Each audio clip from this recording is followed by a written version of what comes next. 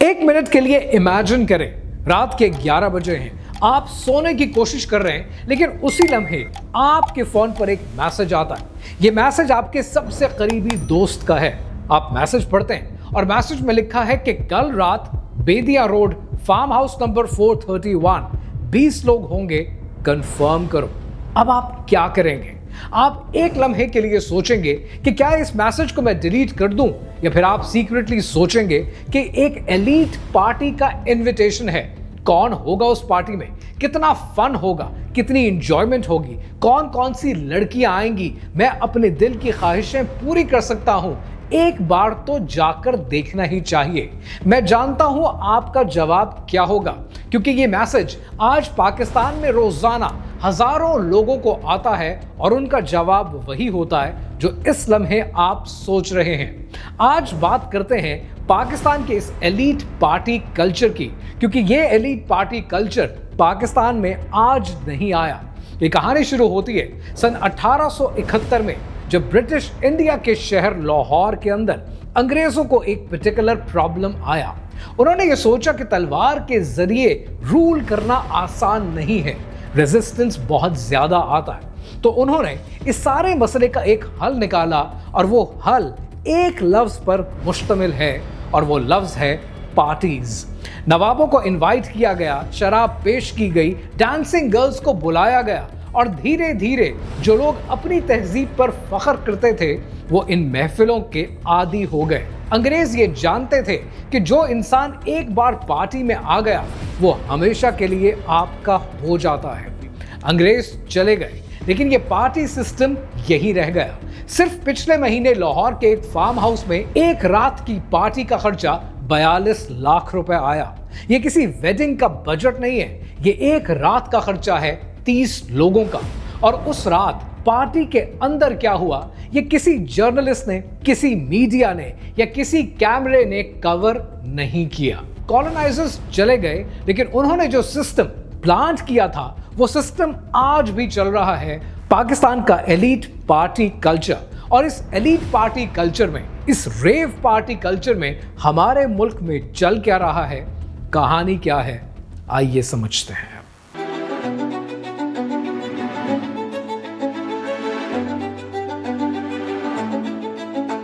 सबसे पहले एक बेसिक सवाल समझते हैं कि आज जिसे हम पार्टी कहते हैं, एलीट पार्टी कहते हैं, ये एग्जैक्टली है क्या? साइकोलॉजिकली पार्टी एक परमिशन स्लिप है जो इंसान अपने आप को देता है एक रात के लिए, कि एक रात के लिए मैं वो नहीं हूं जो मैं दिन भर होता हूं, मैं वो बेटा नहीं हूं जिसे घर वाले जानते हैं, मैं वो लड़की नहीं हूं जिसे मोहल्ले वाले देखते हैं। साइकोलॉजिस्ट इसे कहते हैं moral disengagement. Values temporarily shelf पर रह जाती हैं, और ये सिर्फ बुरे लोगों का काम हरगिज नहीं होता, ये ऑलमोस्ट हर इंसान के अंदर मौजूद होता है।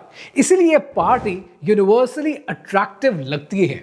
लेकिन यहां पर एक डीपर बात भी समझते हैं। वैल्यूज तभी शेल्फ पर रखी जाती हैं जब वो पहले से सॉलिड नहीं होती। जिस इंसान की आइडेंटिटी सिर्फ बाहर के प्रेशर से बनी हो, फैमिली के डर से बनी हो, या सोसाइटी की नजर से बनी हो, उसके अंदर एक एनोनिमस रात लिबरेशन जैसी लगती है। वो वैल्यूज नहीं छोड़ रहा होता, वो उस पिंजरे से बाहर निकलने की कोशिश कर रहा होता है। और पिंजरे में और वैल्यूज में फर्क होता है, और ये फर्क पाकिस्तान की सोसाइटी ने कभी एक्सप्लेन ही नहीं किया। तो वो लोग जो पार्टीज पर जाते हैं, फिर वापस आते हैं, फिर किसी और पार्टी पर चले जाते हैं, उनका ये विशियस सर्कल चलता रहता है दिहाइयों तक। सबसे पहले ये समझते हैं कि ये पार्टीज होती कहां हैं। पाकिस्तान के 3 बड़े शहर, और इन 3 बड़े शहरों की 3 बड़ी लोकेशंस। लाहौर के अंदर बेदिया रोड, बरकी रोड, रायवेंट के फार्म हाउसेस, ये ओल्ड मनी की टेरिटरीज हैं। फ्यूडल फैमिलीज के बेटे, शुगर मिल ओनर्स के नवासे। यहां गेस्ट लिस्ट हाथ से बनाई जाती है, कोई रैंडम बंदा नहीं आ सकता। इनवाइट मिलने का मतलब है कि you are counted in. Karachi के अंदर DHA फेज 8 सी व्यू के बंगलोज कराची का क्राउड ज्यादा इंटरनेशनल फील देता है। दुबई रिटर्न, लंदन वाले, मीडिया इंडस्ट्री के लोग, कराची की एनोनिमिटी ज्यादा है, ज्यादा बड़ी है, और कोई किसी को नहीं जानता। यहां ओपन ज्यादा होता है। और फिर आती है शहर इक़्तिदार इस्लामाबाद की बारी। इस्लामाबाद का F6 सेक्टर, F7 सेक्टर, मागला के हिल्स के करीब फार्म हाउसेस, और ये शहर शायद ज्यादा डेंजरस है इस गेम में क्योंकि यहां ब्यूरोक्रेट्स के बच्चे हैं, मिनिस्टर्स के बच्चे हैं, फॉरेन डिप्लोमैट्स के कनेक्शंस हैं। इस्लामाबाद की पार्टी में जो कुछ हो उसकी रिकॉर्डिंग भी एसेट कहलाती है। फार्म हाउसेस इसलिए क्योंकि विजिबिलिटी जीरो होती है, नेबर्स दूर होते हैं, सीसीटीवी नहीं होता, और सबसे इंपॉर्टेंट पुलिस मैनेज करना आसान होता है। अब सवाल यह है कि इन एलीट पार्टीज के अंदर पुलिस को मैनेज कैसे किया जाता है, और यह पाकिस्तान का सबसे ओपन सीक्रेट अरेंजमेंट है। किसी भी बड़े फार्म हाउस की पार्टी से पहले एसएचओ लेवल पर एडवांस डील होती है। एक्सप्रेस ट्रिब्यून और डॉन ने मल्टीपल बार रिपोर्ट किया है कि लाहौर और कराची में प्राइवेट इवेंट्स के लिए थाने लेवल पर पेमेंट होती है, और वो भी इवेंट से पहले, और उसकी जो अमाउंट है वो डिपेंड करती है कि गैदरिंग कितनी बड़ी है। लेकिन सिर्फ पैसा ही नहीं, एक्सेस भी मिलता है। कुछ केसेस के अंदर थाना इंचार्ज को भी इनवाइट किया जाता है, और जब थाना इंचार्ज भी इसी दुनिया का हिस्सा बन चुका हो तो फिर वो रेट क्यों करेगा। 2019 में लाहौर गुलबर्ग सीटीडी ने एक हाई प्रोफाइल पार्टी बस्ट की। अंदर से रिकवर्ड शराब, फॉरेन नेशनल्स और कंट्रोल्ड सब्सटेंस मिला। एफआईआर दर्ज हुई, पर कन्विक्शन कोई नहीं हुई, क्योंकि जब केस कोर्ट में गया तब पता ये चला कि जो लोग वहां मौजूद थे उनके बाप का नंबर एसपी साहब के कांटेक्ट लिस्ट में पहले से सेव था। ये है सिस्टम। पुलिस गार्ड नहीं होती है, पुलिस गेट कीपर होती। अब सवाल यह है कि एग्जैक्टली इस पार्टी में होता क्या है। ये जो एक पार्टी होती है, इसके अंदर एक ए लिस्ट प्राइवेट पार्टी का सीन कुछ इस तरह से होता है कि वेन्यू बुकिंग होती है, और ये वेन्यू 48 घंटे पहले लिया जाता है लास्ट मिनट पे, ताकि कोई टिप ऑफ ना हो सके, कोई लीक ना हो सके। केटरिंग बाहर से नहीं कराई जाती, बल्कि केटरिंग इन हाउस होती है। मेन्यू इंटरनेशनल रखा जाता है, और इटालियन शेफ एक केस के अंदर फ्लाई इन कराया गया कराची से सिर्फ एक रात के लिए। लाइटिंग डेलिबरेटली डिम होती है, कैमरास अलाउड नहीं होते, एंट्री पर फोन्स चेक होते हैं, और कुछ इवेंट्स में तो फोन बैग में बंद करवा दिए जाते हैं, क्योंकि जो कुछ पार्टी के अंदर हो रहा है वो किसी भी सूरत में बाहर नहीं आना चाहिए।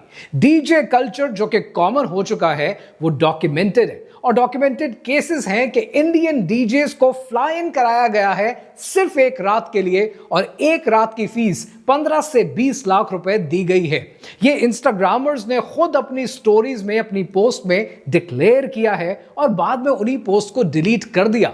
लेकिन स्क्रीनशॉट्स तो मौजूद हैं जो हमेशा जिंदा रहते हैं। शराब कॉमन होती है इन पार्टीज पे, और यहां एक बात मैं आपको क्लियरली कहता चलूं कि पाकिस्तान के अंदर शराब इलीगल है एक कॉमन सिटीजन के लिए, लेकिन एक परमिट का सिस्टम एग्जिस्ट करता है। नॉन मुस्लिम्स के लिए लीगल परमिट है, और ये परमिट ये शेयर होते हैं। डॉन ने 2021 में इन्वेस्टिगेट किया है कि लाहौर के अंदर फेक परमिट नेटवर्क ऑपरेट करते हैं जो एलीट गैदरिंग्स को सप्लाई करते हैं, और पर बॉटल कॉस्ट मार्केट से 10 गुना ज्यादा होती है, क्योंकि जो कीमत दी जा रही है वो कन्वीनियंस की नहीं है, वो साइलेंस की कीमत है।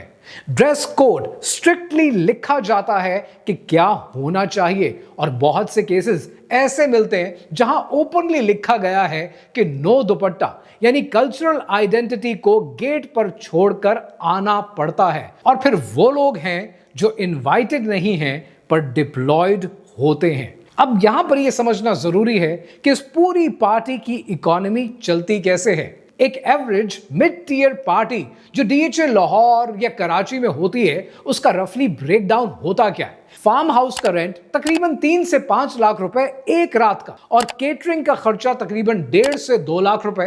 डीजे अगर लोकल है तो 3 से 5 लाख रुपए, और अगर इंडिया से फ्लाई इन कराया जाए या किसी और इलाके से तो वो फीस 15 से 20 लाख पर चली जाती है।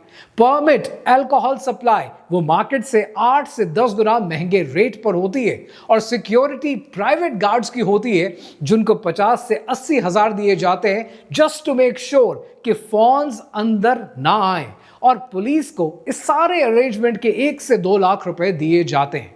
यानी टोटल एक रात में 25 से 35 लाख रुपए खर्च किए जाते हैं ऑन अ मिनिमम लेवल। और ये मैं आपको पाकिस्तान की रेव पार्टीज की कॉस्ट बता रहा हूं। ये जितनी कॉस्ट अभी आपने समझी है, ये एक मिड टियर पार्टी की कॉस्ट है।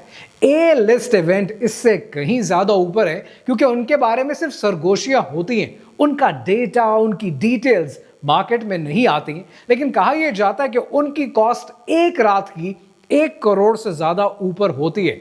इस मुल्क में जहां एक मिडिल क्लास फैमिली 60 से 80 हजार रुपए पर गुजारा करती है, वहां एक रात की एंटरटेनमेंट का बजट 2 साल की इनकी कमाई से कहीं ज्यादा ऊपर होता है। और ये सिर्फ एक्सेस नहीं है, ये एक अलग सिविलाइजेशन है जो इसी मुल्क में, इसी जमीन पर पाई जाती है। पाकिस्तान के बढ़ते हुए रेव कल्चर को अब जरा थोड़ा समझने की कोशिश करते हैं। फार्म हाउसेस की पार्टीज का सीन तो पहले से मौजूद था, लेकिन पाकिस्तान में रेव कल्चर बड़ी तेजी से फैल रहा है। पाकिस्तान में खास तौर पर लाहौर और कराची के अंदर अंडरग्राउंड रेव सीन मौजूद है, जो 2018 के बाद से सिस्टमैटिकली ग्रो कर रहा है। ये फार्म हाउसेस से बाहर है और अब ये वेयर हाउसेस में होता है, अबैंडन्ड इंडस्ट्रियल एरिया के अंदर, कराची के आउटस्कर्ट्स के अंदर। कैसे पता चलता है कि एक पार्टी होने वाली है?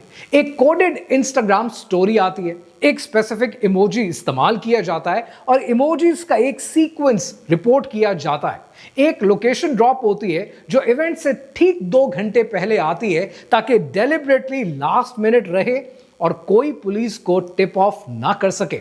रही बात इसकी अटेंडेंस की, तो ये डॉक्यूमेंटेड है कि रेव पार्टीज जिसकी रिपोर्टिंग डॉन के क्राइम रिपोर्टर ने की है, उसमें 400 से ज्यादा लोग मौजूद थे और उस पार्टी का एज ग्रुप 18 साल से लेकर 28 साल के बच्चे मौजूद थे।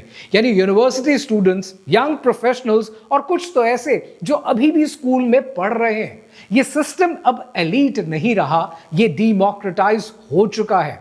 और यहां एक इंपॉर्टेंट पॉइंट समझना जरूरी है कि इस पूरे सिस्टम का एक टिकट सिस्टम भी मौजूद है। यानी सब कुछ ऑर्गेनाइज्ड है और कुछ ऑर्गेनाइज्ड रेव पार्टीज के अंदर ये टिकट 25,000 रुपए से लेकर 30,000 रुपए तक पर हेड जाता है। कोई नाम नहीं है, कोई रिकॉर्ड नहीं है, बट कैश ओनली। अब जरा इमेजिन करें कि 400 लोग पार्टी में आते, 30,000 रुपए की एंट्री होती है, यानी 1 करोड़ 20 लाख रुपए एक रात के, सब कुछ कैश में, सब कुछ ऑफ द बुक्स। ये बिजनेस है, एक ऑर्गेनाइज्ड बिजनेस। अब यहां पर आपके जहन में एक सवाल आएगा कि ये जितनी लड़कियां इन पार्टीज को सप्लाई की जाती हैं, पाकिस्तान में इतनी लड़कियां आती कहां से हैं? पाकिस्तान के अंदर एक पैरेलल सिस्टम मौजूद है। ये सिस्टम एग्जिस्ट करता है, जिसे आप टैलेंट मैनेजमेंट के नाम से जानते हैं। सीधी बात की जाए तो मॉडलिंग एजेंसीज हैं जो सप्लाई नेटवर्क का काम करती हैं। FIA ने 2022 और 23 में ऑपरेशन क्लीन अप के तहत लाहौर और कराची में ऐसे नेटवर्क्स को बस्ट किया है। FIA की अपनी प्रेस रिलीज में लिखा है कि यंग वुमेन को इवेंट होस्टिंग और मॉडलिंग असाइनमेंट्स के नाम पर रिक्रूट किया जाता है, पर एक्चुअल काम वो कुछ और ही होता है। पर सवाल यह है कि ये रिक्रूट करता कौन है?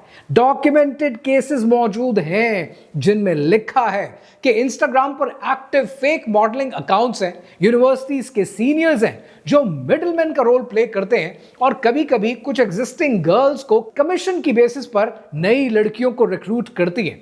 ये विमेन ज्यादातर छोटे शहरों से आती हैं, यानी फैसलाबाद, मुल्तान, हैदराबाद, और उन्हें अपॉर्चुनिटी का झांसा दिया जाता है, ग्लैमरस लाइफ दिखाई जाती है, उसका वादा किया जाता है और लाहौर और कराची में एक बेहतरीन फ्यूचर को प्रेडिक्ट किया जाता है। 2023 में पंजाब पुलिस ने ड्रीम गर्ल्स नेटवर्क को बस्ट किया है, जिसके अंदर नेम्ड कोऑर्डिनेटर्स हैं जो एक्सक्लूसिवली सोशल मीडिया पे ऑपरेट करते थे और केसेस आज भी कोर्ट्स में चल रहे हैं। एक्यूज्ड के लॉयर्स टॉप टियर हैं, क्योंकि वो ऐसे टॉप टियर अफोर्ड कर सकते हैं क्योंकि उनके क्लाइंट भी टॉप टियर हैं। इस वीडियो से मेरी कोशिश सिर्फ एक है कि मैं उन लोगों से बात कर सकूं जो इन पार्टीज को एस्पिरेशन समझकर जाते हैं। मैं आपको क्विकली एक केस बताता हूं। 2018 में कराची में एक केस हुआ, एक हाई प्रोफाइल पार्टी का इवेंट हुआ जिसके नतीजे में एक यंग लड़की की डेथ हो गई। डिक्लेयर किया गया कि उस लड़की ने सुसाइड किए, फैमिली ने मर्डर का दावा कर दिया, पर कोई अरेस्ट नहीं हुई। आज तक वो केस अनसॉल्व्ड है। पता है क्यों? क्योंकि जो जानते हैं वो जानते हैं और वो सच बताने के लिए तैयार नहीं है। और ये है इस कहानी के असली विलेन। कोई एक इंसान नहीं है, ये एक पूरा स्ट्रक्चर है, एक साइलेंस का स्ट्रक्चर है जहां पर जर्नलिस्ट स्टोरी नहीं करता है। क्यों? क्योंकि जो लोग उस पार्टी पे मौजूद हैं वो एडवर्टाइजर्स के बेटे हैं। पुलिस रेड नहीं करती है क्योंकि डील पहले हो चुकी है। फैमिली कुछ बोलती नहीं है क्योंकि इज्जत का मामला है। और विक्टिम इस सारी कहानी में अकेला रह जाता है। और यही एक सबसे बड़ा अनकंफर्टेबल सवाल है कि जो लोग पार्टी पर जाते हैं वो जाते क्यों हैं? For the first reason, status की वजह से। क्योंकि पाकिस्तान के सोशल हिरार्किकल स्ट्रक्चर के अंदर सिस्टम इतना रिजिड है कि उस सर्कल में जाना बजाते खुद एक अचीवमेंट लगती है कि मुझे इनवाइट किया गया है, इसका मतलब है मैं मैटर करता हूं। दूसरा रीजन है फेयर ऑफ मिसिंग आउट, जो सोशल मीडिया ने क्रिएट किया है ब्लर्ड स्टोरीज के जरिए, डिम लाइट्स के जरिए, मिस्टीरियस कैप्शंस के जरिए, इमोजीज के जरिए। और ये एक्सीडेंटली एस्पिरेशनल लगता है, पर ये एस्पिरेशनल है नहीं, ये डेलिबरेटली डिजाइंड मार्केटिंग है जिसे लोग देखने को तैयार ही नहीं है। और तीसरा रीजन है economic desperation meets social ambition, यानी मिडिल क्लास के वो लोग जो किसी भी कीमत पर ऊपर उठना चाहते हैं, चाहे उसकी कीमत कितनी ही क्यों ना हो। उनके लिए ये इवेंट्स एक शॉर्टकट का काम करते हैं कि कोई पावरफुल बंदा मिलेगा, जिंदगी बदल जाएगी। वेल, कभी कभी जिंदगी बदल तो जाती है, पर कैसे, वो एक अलग कहानी है। इब्न खुल्दून ने आज से 600 साल पहले लिखा, जब किसी कौम की एलीट अपनी मॉरल जिम्मेदारी छोड़ देती है और सिर्फ प्लेजर में डूब जाती है, वो कौम कोलैप्स के करीब होती है। ये सिर्फ थ्योरी नहीं है, ये एग्जैक्टली पैटर्न है जिसे हम देखने की कोशिश नहीं करते। मुस्लिम एंडलूसिया के आखिरी डेकेड्स में एग्जैक्टली यही हो रहा था। ग्रेनाडा के किले में महफिलें लगी थी और बाहर फर्डिनेंड की फौज आ रही थी। ऑटोमन एम्पायर को अगर देखें तो उनके लास्ट ईयर्स में कॉन्स्टेंटिनोपल के एलीट एग्जैक्टली इसी दुनिया में रहते थे। और आज लाहौर के फार्म हाउसेस में, कराची के बंगलोज में यही पैटर्न चल रहा है। रसूल अल्लाह सल्लल्लाहु अलैहि वसल्लम ने इरशाद फरमाया, जिसका मफहूम है कि जब फसाद आम हो जाए और लोग उसे बुरा ना समझें तो अजाब का इंतजार करो। क्या हम एग्जैक्टली उसी पॉइंट पर आज खड़े हैं? टू बी ऑनेस्ट, मैं नहीं जानता, लेकिन ये जरूर जानता हूं कि जो लोग इन फार्म हाउसेस की पार्टीज में जा रहे हैं वो अकेले जिम्मेदार नहीं हैं, वो सिस्टम जिम्मेदार है जिसने उन्हें ये बताया कि ये कामयाबी है, ये सक्सेस है और यही लाइफ है। और वो सिस्टम हम सब ने मिलकर बनाया है, हम सब ने उस सिस्टम को पैदा किया। अब वो बात समझते हैं जो इस सारी कहानी का क्रक्स है। मैं किसी को जज नहीं कर रहा हूं, मैं ये समझाने की कोशिश कर रहा हूं, एक सवाल पूछ रहा हूं कि लोग इन पार्टीज में जाते क्यों हैं, एग्जैक्टली उनके जहन में क्या आता है। क्या वो स्टेटस चाहते हैं? क्या वो फोमो चाहते हैं? हरगिज नहीं।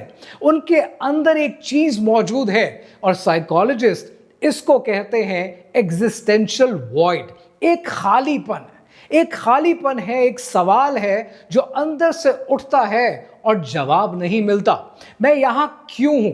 मेरी जिंदगी का मतलब क्या है? सुबह उठता हूं, काम पर जाता हूं, घर आता हूं, सो जाता हूं और फिर ये साइकिल रिपीट होता है। ये सवाल हर इंसान के अंदर होता है, हर इंसान के अंदर ये सवाल मौजूद होता है। और जब जवाब नहीं मिलता तो इंसान कुछ भी करेगा उस खालीपन को पूरा करने के लिए। कोई शॉपिंग करने की कोशिश करता है, कोई सोशल मीडिया स्क्रॉलिंग में उसको भरने की कोशिश करता है, कोई रिलेशनशिप से करता है, कोई उसको फार्म हाउसेस की पार्टी से, कोई धुएं से, कोई शोर से, कोई नशे से। क्योंकि जब सब कुछ नम हो जाता है तो वो सवाल भी नम हो जाता है, पर वो टेम्पररी होता है। ये नशा सिर्फ एक सब्सटेंस नहीं है, ये सिलेक्टिव एमनीशिया है और ये अपने आप से, अपनी जिम्मेदारी से, अपने खालीपन से भागने का तरीका होता है। लेकिन सुबह होती है और सुबह होते ही दोबारा से सवाल पैदा होता है और वो गिल्ट भी दोबारा साथ आ जाता है और अगली रात फिर इंसान को डोज को बढ़ाना पड़ता है। अब यहां पर मैं आपको एक कंट्रास्ट दिखाता हूं। वो इंसान जो सवाल का जवाब ढूंढ रहा होता है जेन्युइनली, वो एक टोटली अलग जगह पर होता है। वो कुरान उठाता है, वो सोचना शुरू करता है, वो उस हस्ती के साथ कनेक्ट करता है और उसको ढूंढने की कोशिश करता है जिसने वो सवाल उसके अंदर रखा होता है। क्योंकि ये जो खालीपन है ये डेलिबरेटली डिजाइन किया गया है, ये बग नहीं है, ये फीचर है। अल्लाह सुब्हानहू व तआला ने इंसान के अंदर एक ऐसी जगह रखी है जो उसी की जात से भर सकती है, और जब तक वो जगह खाली रहती है इंसान उसके अंदर कुछ भी ठूंस ले, दौलत, नशा, शोहरत, शराब, पार्टीज, सब फिट नहीं होता है। इब्ने खुल्दून ने 600 साल पहले लिखा कि एलीट जब प्लेजर में डूब जाते हैं कौम कोलैप्स के करीब होती है, क्योंकि वो सवाल जो अंदर था उन्होंने उसे फार्म हाउस में छोड़ दिया और एंडलूसिया गिर गया, ऑटोमन एम्पायर गिर गई और हम गिरने के करीब खड़े हैं।